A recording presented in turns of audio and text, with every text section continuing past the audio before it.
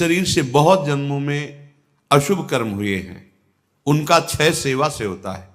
प्रगट शरीर से जब हम सेवा करते हैं, इसका प्रभाव मन पर पड़ता है। जो हम क्रियाएं करते हैं उनका प्रभाव मन पर पड़ता है। यदि अशुभ क्रियाएं हैं तो मन गंदा संकल्प करने वाला मलिन होता चला जाएगा। शुभ क्रियाएं हैं तो थोड़ा पवित्र होता जाए। लेकिन आपकी शुभ अशुभ दोनों से परे क्रियाएं भगवत स्वरूप, तो आपका मन भगवत स्वरूप हो जाएगा। तब अंतर्दृष्टि खुलती है, एक एक इंद्रिय परम पावन हो जाती है। ये 7 बातें पूज्य श्री राधा बाबा आदेश कर रहे हैं, अंतर्दृष्टि खोलने के लिए है। साधक प्राणों की बाजी लगा करके भी इनका कभी उल्लंघन न करे तो 4 अनर्थों का अपने आप नाश हो जाता है। आगे वर्णन आएगा। प्रेम ही अंतर्दृष्टि है। प्रेम नेत्र हरिवंश नेत्र हिय के नयन निहार। अंतर्दृष्टि ये एक ही शब्द के बहुत से पर्यायवाची हैं। प्रेम नेत्र कह रहे प्रेम न बाड़ी नीपजे, प्रेम न हाट बिकाए, राजा परजा जेहि रुचे, शीस दे ले जाए। समझो, प्रेम ये बाजारू वस्तु नहीं कि खरीद लोगे पैसा देके। प्रेम ये ऐसा नहीं कि खेती बाड़ी है आप मेहनत करके इसे उपजा लोगे, नहीं। बोले चाहे राजा हो या प्रजा हो, जिसे भी प्रेम चाहिए शीस दे ले जाए। नारायण अति कठिन है हरि मिलन की बाट, या में पग पीछे धरे प्रथम शीस दे काट।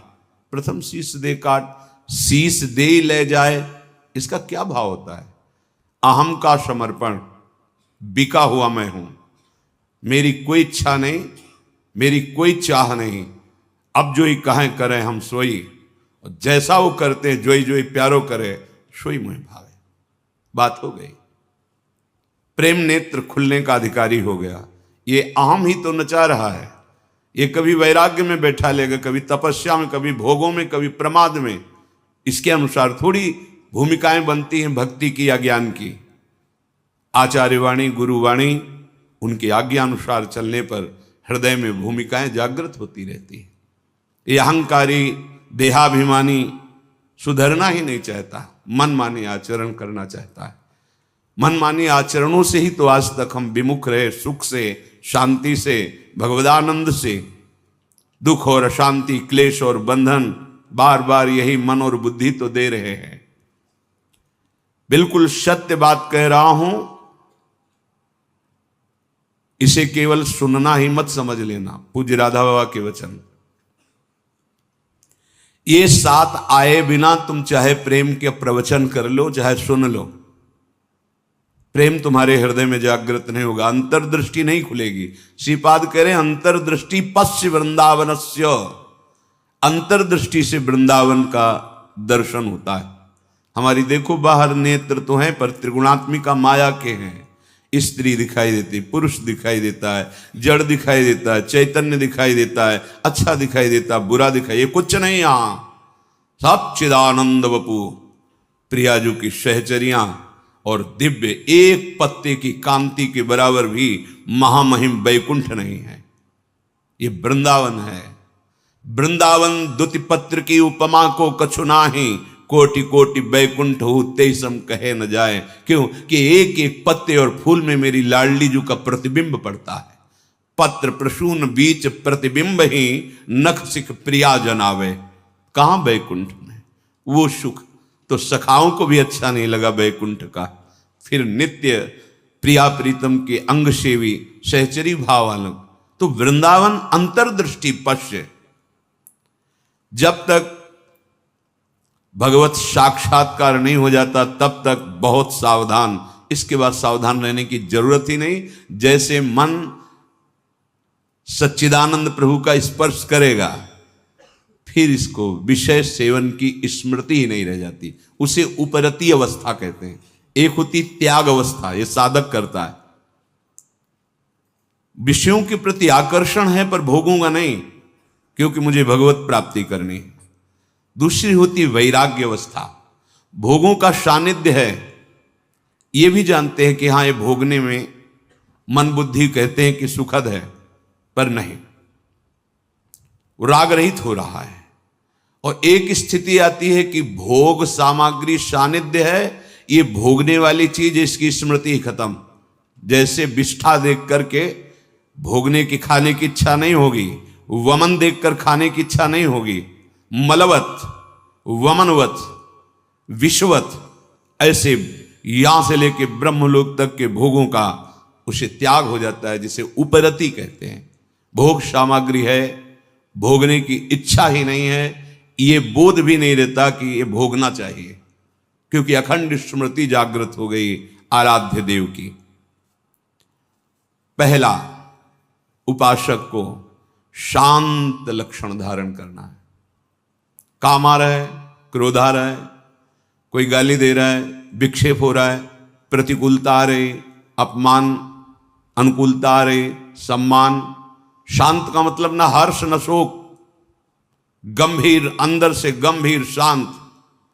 पहला लक्षण अंतर्दृष्टि खोलने के लिए सिद्धांत में भी वर्णन, शांति, रव्यर्थ कालत्वम विरक्तिर्मान शून्यता, शांति। अपने प्रति कोई बार बार अपराध कर रहा है, शांत, न शरीर से दंड, न वाणी से दंड, न मन से दंड देने का संकल्प, क्योंकि सब में मेरा प्रभु विराजमान है। बिल्कुल ध्यान से, बाबा ने कहा ये बिल्कुल सत्य सत्य बात कह रहा हूं, प्राणपन से इन सातों बातों का निर्वाह करोगे तो अंतर्दृष्टि खुल जाएगी। प्रेम, यदि आप थोड़ा भी प्रमाद करेंगे तो इनको धारण नहीं कर पाएंगे। पहला ही है शांत, भाव देश में भी पहला है शांत। शांत दास्य शक्य वात्सल्य कांता सहचरी, शांत हमारे भगवान का स्वरूप है, शांताकारम, शांत, समझो, वाणी शांत, मन निसंकल्प, कोई चाह नहीं, स्थिति यहां पहुंचनी है। शांत का स्वरूप ये, न शोचते न कांक्षते, समः सर्वेषु भूतेषु मद भक्तिम लभते पराम। मेरी भक्ति का परम लाभ, पराभक्ति का स्वरूप ये, कोई चाह नहीं, कोई चिंता नहीं, कोई भय नहीं, कोई शोक नहीं, ब्रह्मभूता प्रसन्नात्मा, हर समय अखंड प्रसन्नता। देखो भक्त कैसा शांत होता है। परीक्षित जी महाराज गर्भ से ही भगवान के परम प्रिय भक्त हैं। भगवान ने गर्भ में ही रक्षा की। जब ये उत्तरा जी के गर्भ में थे, अश्वस्थामा ने ब्रह्मास्त्र संधान किया। कितनी बुद्धि बिगड़ गई थी। गर्भस्थ शिशु की हत्या सबसे बड़ा पाप होता है। भ्रूण हत्या, गर्भ हत्या, ये बहुत बड़े पापों में आता है। इतना बड़ा विद्वान क्रोध के वशीभूत होकर ब्रह्मास्त्र का संधान कि पांडवों का वंश ही विनाश कर देंगे। उत्तरा ने किसी अन्य का आश्रय नहीं लिया। जिसे द्रौपदी जी से चूक हुई, पतियों का आश्रय, सभा में बैठे हुए महापुरुषों का आश्रय, भुजाओं का आश्रय, दांत का, उत्तरा ने नहीं। जे ही देखा कि जाजुल्यमान ब्रह्मास्त्र गर्भ नष्ट करने के लिए आ रहा है, हाथ उठाया और तुरंत भगवान का, हे करुणा निधान गोविंद, पूरा शब्द नहीं हुआ, भगवान गर्भ में ही प्रकाशित हो गए, आसपास गर्भ की रक्षा कर रहे हैं। परीक्षित जी गर्भ से ही भगवान के भक्त हैं। अधर्म का धन कोई भी हो बुद्धि भ्रष्ट कर देता है, बहुत इससे बचा जाता है। आप इससे समझिए अधर्म के धर्म का कितना प्रभाव होता है। जबरदस्ती बलात् राजाओं को जीत करके वैभव छीनना, यह स्वभाव था जरासंध का। संतों के मुख से सुना कि जब भीम के द्वारा भगवान ने जरासंध का वध कराया, सहदेव का तिलक किया, पर उसका वो मुकुट जिसमें बहुत से राजाओं की जीती हुई रत्न मणियां, हीरे आदि थे, वो मिला के सबसे 20,000 तो कैद किए था। जैसे पशुओं की बलि देना हो, ऐसे वो बलि देने के लिए 20,000 राजाओं को। वही मुकुट एक दिन परीक्षित जी अपने मस्तक पर धारण किए। धारण करते ही शिकार खेलने का मन हुआ। चल पड़े शिकार। इतनी प्यास असह्य हो गई कि ऋषि आश्रम में गए। वो समाधिस्थ थे, अपने स्वरूप में स्थित थे। कोई है आश्रम में, मुझे बहुत प्यास लगी है। वहां तो समस्त इंद्रियां, मन, बुद्धि सब चेष्टा रहित है, भगवत स्वरूप में एकदम डूबे हुए, बाहर से शांत एकदम। कोई चेष्टाएं न सुना रही न दिखा रही, कोई इंद्री काम नहीं करेगी, क्योंकि सौम्य अवस्था को प्राप्त समाधिस्थ महापुरुष। पता नहीं कैसे ऐसी बुद्धि बदल गई इतने बड़े महाभागवत की, उपेक्षा करके बाहर निकले, देखा एक मरा हुआ सर्प पड़ा था, ऐसे धनुष की नोक से उठाया और ऋषि के गले में डाल दिया। महत अपराध है। साधु का उपहास या इस तरह की चेष्टाएं, उनको इसका भी पता नहीं चला, तो शांत अपने स्वरूप में स्थित हैं। कुछ ब्रह्म ऋषि कुमार देखे कि राजा परीक्षित अंदर गए थे, बाहर गए तो कोई बात ही क्या, वहां गए तो देखा समाधिस्थ थे, उनके गले में मरा हुआ सर्प। तो ऋषि कुमार दौड़ते हुए श्रृंगी ऋषि जहां स्नान कर रहे थे वहां गए और कहा, राजा परीक्षित ने बड़ा उपहास किया आपके पिताश्री का, एक मरा हुआ सर्प गले में डाल दिया। इतनी बड़ी सामर्थ्य कैसे कि समाधिस्थ मेरे पिता का अपमान। तो क्या उन्होंने समझ लिया कि राजाओं के पास ही बल होता है, ब्रह्म ऋषियों के पास बल नहीं होता? नौ किशोर अवस्था है श्रृंगी ऋषि की, उसी जल से आचमन किया और कहा आज मैं दिखाता हूं कि ब्रह्म ऋषियों का बल क्या होता है। इसने मरा हुआ सर्प मेरे पिता के गले में डालकर एक ब्रह्म ऋषि का अपमान किया। मैं शाप देता हूं, आज के 7वें दिन तक्षक सर्प इसे डसेगा और कोई त्रिभुवन में नहीं बचा पाएगा। ऐसा ही हुआ और दौड़ करके आए और पिता के गले में लग गए। जब वो बहुत देर लिपट के रोए से तो धीरे धीरे वृत्ति बाहर आई। क्या हुआ, क्यों रो रहे हो? उनका ये परीक्षित आए हुए थे और आपके गले में मरा हुआ सर्प डाला, आपका अपमान किया। नहीं नहीं, देखो इसमें क्या अपमान होता है? गलती तो हमसे हुई, राजा भगवान का स्वरूप होता है। वो आए थे आश्रम में, अर्घपाद आदि देते, उनको जल पिलाते, उनकी सेवा करते। वो हमारे संपूर्ण प्रजा का शासन करते हैं, सेवा करते हैं, रक्षा करते हैं। हमसे गलती हो गई, रोना नहीं चाहिए। तब किसी ऋषि कुमार ने कहा ये रोए ही नहीं है, इन्होंने शाप भी दे दिया है। नहीं नहीं, निरपराध राजा को शाप कैसे दे दिया? क्या शाप? 7 दिन में तक्षक काटे। गजब कर दिया तुमने। अरे हमसे पूछ तो लेते। अब ब्रह्म वाक्य हैं, इतने बड़े ब्रह्म ऋषि, वो भी नहीं काट सकते। अपने शिष्यों को भेजा जाओ और परीक्षित को सूचना दे दो, कोई उपाय कर लो अपने परम कल्याण का। 7 दिन में तक्षक सर्प आएगा और डसेगा। जो ही जाके वहां परीक्षित ने मुकुट उतार के रख, ये क्या मेरे से, ये क्या हो गया? मुझे दंड मिलना चाहिए। बहुत पश्चाताप करें, ऐसा उपहास कैसे कर दिया, ऐसा अपराध कैसे कर दिया। इतने में वो शिष्य पहुंचे और कहा महाराज आपने जो गले में सर्प डाला, बालक होने के कारण श्रृंगी ऋषि ने आपको शाप दे दिया है। निश्चित आपको 7वें दिन महाभयंकर विषधारी तक्षक आएगा और डसेगा, आपको कोई नहीं बचा सकता। आप उपाय कर लीजिए भगवत प्राप्ति का। बहुत हृदय शीतल हुआ। वर्णन है, एकदम हृदय में शीतलता हुई, प्राश्चित हो गया। तत्काल सर्वस्व का त्याग, सम्राट पद पर जन्मेजय का तिलक और गंगा के किनारे का। 7 दिन तक भगवान सुखदेव जी के द्वारा गाई हुई भगवत चर्चा श्रवण की और बीच में प्रार्थना की थी कि भगवान आप चिंता मत कीजिए, ये भूख और प्यास मुझे अब परास्त नहीं कर सकती। जिस प्यास से पीड़ित होकर के हमने गले में सर्प डाला था, आज उसी प्यास को मैं पराजित कर रहा हूं आपके श्रीमुख से सुने हुए भगवत वचन। विचार करो, इतने बड़ा श्राप सुनने के बाद उनके हृदय में कोई शोक नहीं, शांत हृदय। 7 दिन कुछ खा पी नहीं रहे, शांत हृदय, भक्त का हृदय शांत होता है। उनके गले में सर्प डाला हुआ शांत नहीं हुए, कोई बात नहीं। अगर हम भगवत दर्शन करना चाहते हैं, महासुख में निमग्न होना चाहते हैं, दुख मिटाना चाहते हैं, तो शांत होना स्वभाव में लाएं। अशांत स्वभाव नहीं। अशांतस्य कुतः सुखम। अशांति अगर हृदय में होगी तो बहुत पाप बन जाएंगे, कड़ुआ बोलोगे, गंदे आचरण बन जाएंगे, हिंसा आदि दोष भी उत्पन्न हो सकते हैं।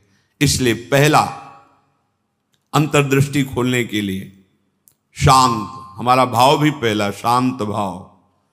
ये मार्ग का पथिक भी शांत मार्ग का पथिक है। शांत शब्द को पकड़ो, अशांति अंदर से है दबा लो। नाम जब कर रहे हो ये सब मिट जाएगी। बाहर से तुम्हें पहले शांति लानी, बाहर की क्रियाओं में किसी भी तरह से किसी द्वंद्व में तुम्हें अशांत नहीं होना है। वो तभी हो सकता है जब आप लक्ष्य बना लियो भगवत प्राप्ति, तभी सह सकते हो, कोई बात नहीं। भगवान इसकी बुद्धि में बैठ करके हमारे को सहनशीलता सिखा रहे हैं, इसीलिए निंदा कर रहा है, अपमान कर रहा है, अवहेलना कर रहा है। भगवान के द्वारा प्रेरित है या कोई कर्म हमारा क्षय हो रहा है, शांत। दूसरा है आराध्य देव के भजन के सिवा कोई भी एक क्षण व्यर्थ न जाने पावे। अव्यर्थ कालत्वम, कबहू काल वृथा नहीं जाए। सेवक जी महाराज पकड़ो, अंतर्दृष्टि प्राप्त महापुरुष ही जीवन मुक्त कहा जाता है। पकड़ो, कोई भी क्षण भजन के बिना ना जाए। शरीर से सेवा हो रही और अंदर ही अंदर नाम जब चल रहा है, प्रभु के लीला रस से भरे हुए पद गुनगुना। कितना सहज सरल भगवदानंद प्रदान करने का हमें साधन मिल गया गुरु कृपा से। सेवक शरण सदा रहे, अनत नहीं विश्राम। कह वाणी हरिवंश की, कह हरिवंश ही नाम।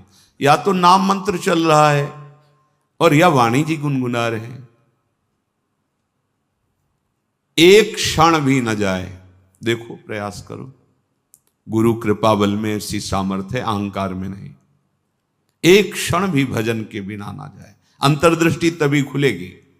तीसरा, ये विश्वास कर लो, संसार के किसी भी भोग में सुख नहीं है। कभी तुम्हें तृप्ति नहीं मिल सकती, क्योंकि है ही नहीं। ये भूत के लड्डू हैं, चाहे जितना खा लो पेट नहीं भरेगा, और ना खाओ तो ललचाते रहो। इसलिए तुम्हारा ललचाना ना हो, नाम जप करो। ये विश्वास करो महापुरुषों के वचनों से, भोगों में सुख नहीं है। कितना भोगोगे?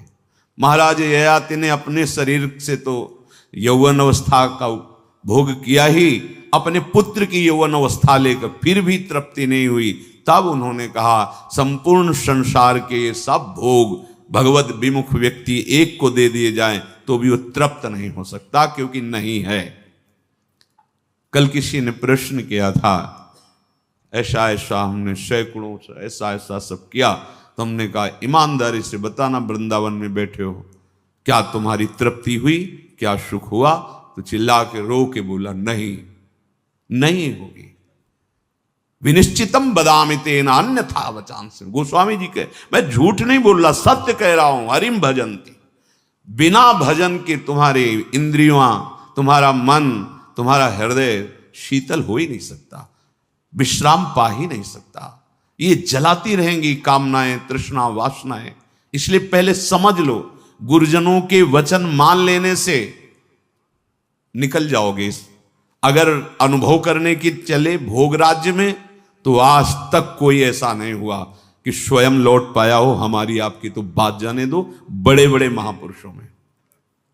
एक उदाहरण, आद्य गुरु भगवान शंकराचार्य जी नवीन किशोर अवस्था में ही पूरे विश्व को अपने प्रकांड ज्ञान के द्वारा परास्त कर दिया। जब तीर्थराज प्रयाग पहुंचे, पूरे सन्यासियों का साथ में दल होता, मंडली होती, आगे भगवान शंकर साक्षात शंकराचार्यम, शंकरम शंकराचार्यम, ज्ञान का विशुद्ध स्वरूप, तेजों में दृष्टि पड़ते ही चरणों में झुक जाए, ऐसा तेज मंडन मिश्र नाम के एक बड़े विद्वान थे। भगवान शंकराचार्य जी ने उनसे कहा सत्य को स्वीकार करो या तर्क। उन्होंने तर्क स्वीकार किया, पर ज्ञान समुद्र भगवान शंकर से कौन जीत सकता है, परास्त कर दिया। उनकी पत्नी बहुत विवेकवान बुद्धिमान थी, आई और प्रणाम किया और कहा प्रभु आप संपूर्ण विजय अभी नहीं प्राप्त किए, अर्धांग तो अभी बचा हुआ मैं भी हूं, मेरे प्रश्न का उत्तर दे दो तब हम दोनों परास्त माने जाएंगे। अभी तो आधे अंग को परास्त किया, आधा मैं हूं। बात सत्य है। बोलो रति में स्त्री को सुख मिलता है या पुरुष को प्रधान सुख? अधिक सुख किसको मिलता है? बहुत प्रवीण थी, जानती थी, बाल योगी है, अनुभव शून्य। अगर ये कुछ बोलते हैं तो आपका अनुभव है ऐसा? क्योंकि सत्य विषय का तो अनुभव है, असत चेष्टाएं तो की ही नहीं, तो कैसे इनको अनुभव होगा? तो चुप हो जाएंगे। पूछा, मुस्कुरा दिए भगवान शंकराचार्य, समय चाहिए इसके लिए। हाँ देती हूं। एकांत हुए अपने सब संतों को लेकर और गुफा में कहा कि मैं शरीर छोड़ रहा हूं, ये सन्यासी शरीर है। महायोगी थे, मैं इसका अनुभव करके उसको बताऊंगा। आप हमारे शरीर को गुप्त रखना और ऐसी ऐसी पद्धति से सुरक्षित रखना, प्रकाशित ना होने पावे कि यह शरीर यहां है। ध्यान के द्वारा देखा कि एक राजा का शरीर छूटा है, अपना शरीर छोड़ा और वहां सौ रख करके विलाप हो रहा था। अचानक हरकत आ गई शरीर में, प्रवेश कर गए आद्य गुरु भगवान शंकराचार्य। इसके पहले अपने शिष्यों को बता गए थे मैं वहां उस शरीर में प्रवेश कर रहा हूं और भगवान हरि की माया बड़ी प्रचंड है, कहीं ऐसा ना हो कि उस वैभव सुख में राजी हो जाएं। तो एक मोह मुद्गल स्तोत्र की रचना करके दे दी थी, ये आके सभा में सुनाना तो ये सब ठीक हो जाएगा। आद्य गुरु भगवान शंकराचार्य ज्ञान समुद्र, वो कह रहे हैं कि कहीं ऐसे वैभव में, राज वैभव में बुद्धि राजी ना हो जाए, इसलिए मोह मुद्गल स्तोत्र, भज गोविंदम गोविंदम भज मूढ़मते, पूरा स्तोत्र है। ये सुनाना के राज दरबार में। जे ही हरकत हुई शरीर में, तो महान खुशी। नहीं, राजा जीवित हो गए, बड़ा आनंद उत्सव मनाया गया। अब शरीर तो राजा का, लेकिन अंदर योगी, महायोगी, लौकिक चेष्टाओं का बिल्कुल ज्ञान नहीं। रानी बहुत बुद्धिमान थी, समझ गई कि राजा तो पधार गए हैं, इनके शरीर में किसी योगी का आवेश हुआ है। कोई योगी तो क्या, हमारे राजा ही तो है ना। उसने गुप्तचरों को आदेश किया कहीं भी किसी योगी का शरीर दिखाई दे तो उसको तत्काल नष्ट कर दिया जाए। पहले ही भगवान शंकराचार्य जी ने गुप्त रख लिया था, पर बता दिया था सुरक्षित रखना। सारी चेष्टाएं उनको सिखाई रानी ने। वास्तविक काफी समय हो गया, शिष्य इंतजार करते रहे, भगवान शंकराचार्य जी वापस ही नहीं हुए। ये मोह मुद्गल स्तोत्र जाके कहा तो बस गा करके वो बाहर निकले। भगवान शंकराचार्य जी अंतर्धान, तो राजा का शरीर फिर ऐसे आके फिर बताया। तो भोगों में और योग में दोनों के अनुभव करके बड़े बड़े महापुरुषों ने देखा, केवल भ्रम, कहीं कोई सुख नहीं। हम महापुरुषों के वचनों को माने, अनुभव करने के लिए ना चले। अनुभव करने के लिए जब गए तो आद्य गुरु भगवान शंकराचार्य भी अपने शिष्यों को मोह मुद्गल प्रहार करके मोह का नाश करना, क्योंकि उस शरीर में जाने पर हो सकता है मोह बद्ध कर। ये भगवान की प्रचंड माया है। तो गुरु वचनों को मान लो, शास्त्र वचनों को मान लो, अनुभव करने गए तो फिर फंस जाओगे। वो तो समर्थ भगवान है, लीला करके दिखा रहे हैं। अपने इतनी सामर्थ्य नहीं कि भोगों का अनुभव करके फिर उनका त्याग करके भगवत मार्ग में चले। जब भगवान शिव मोहिनी रूप को हृदय से लगाया, फिर आवेश हटा माया का, तब भगवान हरि ने कहा कि प्रभु केवल आप ही हैं कि मेरी माया का आकर्षण, फिर अपने स्वरूप में स्थित हो गए। दूसरा इस सृष्टि में नहीं है, सृष्टि में नहीं। ऐसी प्रचंड माया भगवान की है। इसलिए पूज्य राधा बाबा कह रहे उपासक, तीसरा नंबर है, समस्त भोगों में कोई सुख नहीं है, ये मान लो। केवल शरीर यात्रा के लिए या अपनी धर्म पूर्ति के लिए आप गृहस्थ में हैं तो धर्म पूर्ति के लिए, संतानोत्पत्ति के लिए वो आज्ञा शास्त्र की है, वो निष्पाप क्रिया है, वो आपको आगे बढ़ाएगी। भगवत मार्ग के पथिक को जितने से काम चल जाए कम से कम, उतना शास्त्र सम्मत भोगों को स्वीकार करके आराधना में बढ़ना है। शास्त्र सम्मत, तस्मात् शास्त्रम प्रमाणम ते। पहली बात तो भोगों में सुख है ही नहीं, ये बैठा लो। जितने से प्राण पोषण उतना अन्न डाल लिया, जितने से शरीर ढक जाए उतना वस्त्र धारण कर लिया। निरंतर निरंतर शांत और निरंतर, एक क्षण का अंतर न पड़े ऐसा भजन, और भोगों में सुख बिल्कुल नहीं है ऐसा। जैसे कोई दुर्गंध युक्त स्थान हो तो हम नाक बंद करके चलेंगे क्योंकि बड़ी दुर्गंध है। कोई मल बमन आदि पड़ा हो तो उस पर दृष्टि नहीं डालेंगे। ऐसे भगवत मार्ग में चलने वाले पथिक की दृष्टि बड़े से बड़े आकर्षणकारी भोगों के प्रति होती है, ध्यान रखना। रमा विलास राम अनुरागी तजत बमन जिम जन बड़भाग, वो देखेगा भी नहीं। ऐसे अगर आप किसी भी दृश्य को प्रियता से देखते हैं मोबाइल में, या ऐसे छुप के देख रहे हैं, भाई सामने तो देख नहीं सकते तो किसी ऐसी जगह खड़े जहां से शरीरों का आकर्षण देख रहे हैं, अपने आप का नाश कर रहे हैं, वो संस्कार बन रहे, तुम्हें गिराएंगे, यहां नहीं तो कहीं गिरा देंगे, आज नहीं तो कल गिरा देंगे। बहुत सावधान। ये तीसरा है, किसी भी भोगाकर्षण से हम प्रभावित ना हो। जब दूसरा चलेगा तो तीसरा ही आ जाएगा, निरंतर भजन। और ये सावधानी, निश्चित निश्चित। हमें अच्छा लगा जब उससे पूछा, वो खुद वर्णन कर रहा था ऐसा ऐसा ऐसा। हम कहा क्यों गंदी बातें सुने, पर इसलिए कि इससे लाखों लोगों का भाव शुद्ध हो सकता है। उससे पूछा तुम्हें क्या मिला, सुख मिला? तो उसने कहा नहीं, और रो पड़ा चिल्ला के। बस मान लो ये बात, इन गंदे चेष्टाओं में कभी सुख नहीं, कहीं सुख नहीं। केवल तुम मृत्यु का वर्ण कर रहे हो, अपनी जीवन को नष्ट कर रहे हो। शास्त्र सम्मत भोग वैराग्य प्रदान करके मोक्ष प्रदान करते, धर्म अर्थ काम मोक्ष। अगर आप मनमानी आचरण करेंगे, मनोरंजन करेंगे, तो आप कोई भी हो, कहीं भी हो, नष्ट हो जाएंगे। ये संत महापुरुष जन, इनकी वाणी एक जैसे मां दुलार करके डांटती है, ऐसे अनंत दुलार लेकर आपसे कह रहे हैं। आपकी निंदा करना उद्देश्य थोड़ी है, आपको अवगुणी साबित करना उद्देश्य नहीं, आपके हृदय को चोट पहुंचाना उद्देश्य नहीं, पर आपके हृदय को महान बनाना और दुर्गुणों से, दुर्विचारों से, दुष्कर्मों से मुक्त करा के महासुख में निमग्न करना, इस संतों की वाणी का पावर है, ये उसकी सामर्थ्य है। आप उससे कटु वचन न माने, उपहास या अवहेलना न माने।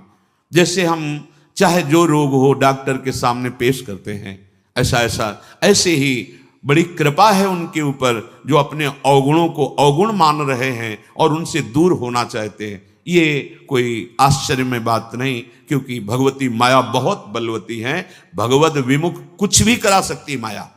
जो भगवान नाम जापक वहां होश में रहती माया, क्योंकि वो स्वामी का नाम जप कर रहा है और प्रभु की शरण में है। अगर उपासक के हृदय में भोगों से घृणा नहीं आई है तो अभी उपासना का रंग नहीं, नाम जप नहीं चल रहा पक्का। हृदय की बात कहता हूं। आप देखो, एक दिन चला के नाम देखो, 24 घंटे जलन पैदा हो जाएगी। अगर कोई आपसे बात करना चाहेगा, कुछ देखना, कुछ सुनना, कुछ बोलना, ये जहर लगने लगेगा आपको। देखो तो करके। अब आप मनोरंजन में लगे हो, किसी तरह समय कट रहा है, खाया पिया मौज मस्ती, ये जीवन ऐसे व्यतीत करने लायक नहीं। बड़ा दिव्य जीवन है। मानव देह पशुवत थोड़ी आचरण करना है। दिव्य दैवी सद्गुणों से युक्त होकर आप चाहो नारायण बन सकते हो, आप साकेतपुर जा सकते हो, आप शिव स्वरूप कैलाश में जा सकते हो। आप जो भाव चाहें दिव्य भाव में। ये जन्म मरण का दुख भोगते भोगते तुम्हें ऊबना नहीं आया। एक संकट कोई निवृत्त करने के लिए मारा घूमता है, यहां चले जाएं, वहां चले जाएं, और नाम गरज रहा है हर दुखों को मिटाने के लिए। कहीं जाने की जरूरत नहीं। राम कृष्ण हरि जो नाम प्रिय, राधा राधा राधा, सर्व मंगल होता चला जाएगा। बार बार इसीलिए कह रहे हैं नाम जपत मंगल दिश दसहु, कहीं भी जाओगे तुम्हारा मंगल ही होगा, नाम चल रहा है। नहीं, ये भोगा शक्ति बहुत ही प्रबल है, विचार करने का अवसर नहीं देती, भ्रष्ट कर देती है। नाम चल रहा है, इसकी ताकत नहीं कि गिरा सके। चौथी बात, मन में अपने अंदर मान का बिल्कुल भी प्रभाव न रह जाए अंतर्दृष्टि खुलने के लिए। पहला शांत, दूसरा निरंतर भजन, तीसरा भोगों में सुख नहीं है, दृढ़ बुद्धि, भोगों से घृणा। चौथी बात, अपने अंदर मान न रह जाए। अगर मान है तो परम पद में आरूढ़ होने के लिए सबसे पहला त्याग इसी का किया गया है, निर्मान मोहा जित संग दोषा। पहले मान रहित, सबहि मान प्रद आप अमानी। मान अगर है तो फिर परमार्थ मार्ग का पथिक, और संसार में मान के लिए ही सब कुछ किया जाता है, और परमार्थ मार्ग इससे उल्टा है, मान की धज्जियां उड़ा दी जाती हैं। सम्मानम कलयाति घोर गरलम, ये घोर हलाहल विष है। अगर अध्यात्म की ऊंचाई पर चढ़ना है तो सम्मान की धज्जियां उड़ा दे।